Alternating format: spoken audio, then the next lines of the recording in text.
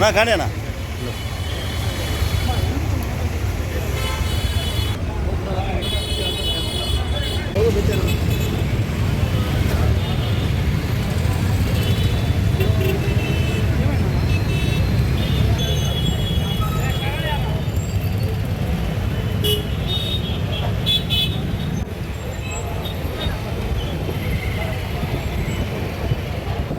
నా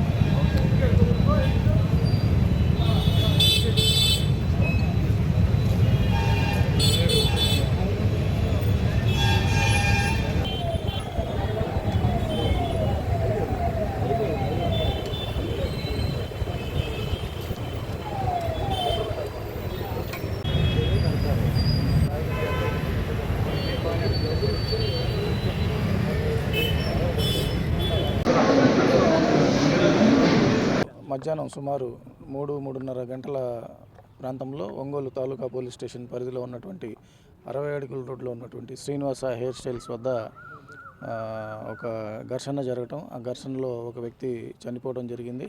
వివరాల్లోకి వెళ్తే నేతి రామారావు అనే అతను కొండెపి నేతివారిపాలెం నాగినేని రామారావు నేతివారిపాలెం కొండెపి మండలం, వయసు సుమారు 67 సంవత్సరాలు ఉంటుంది. అతను ఫుల్గా మద్యం సేవించి హెయిర్ స్టైల్ సెలూన్ షాప్కి వచ్చి సెలూన్ పని చేయమని చెప్పి అక్కడ ఉన్నటువంటి పనిచేసే మహేంద్ర అనే కుర్రోడిని అడగటం జరిగిందని తెలిసింది. తాగి ఉన్నావు, ఇప్పుడు వద్దు, బయటికి వెళ్ళు అని చెప్పి అతను చెప్పడంతో ఇతను మద్యం మత్తులో కత్తి తీసుకొని అతని మెడ మీద గాయపరిచాడు. ఆ గాయాలకు మరి అతను హాస్పిటల్కి చికిత్స నిమిత్తం ఒంగోలు రిమ్స్ హాస్పిటల్కి తీసుకొచ్చిన క్రమంలో ఇక్కడ చనిపోవటం జరిగింది.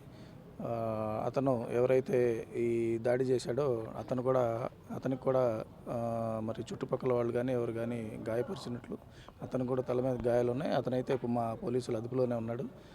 దీనిపై రిపోర్టు వాళ్ళ బంధువుల దగ్గర రిపోర్ట్ తీసుకొని కేసు నమోదు చేసి దర్యాప్తు చేయడం జరుగుతుంది. కారణాలు ఇదేనండి.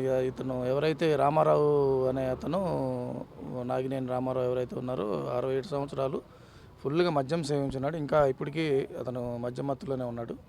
మద్యం మత్తులో వీళ్ళిద్దరి మధ్య జరిగిన గొడవ తప్పితే పాత గొడవలు ఏం లేవు. ఈ కుర్రోడు కూడా 2 రోజులు అవుతుందంట ఇక్కడ కొత్తగా ఈ షాప్లో జాయిన్ అయ్యి.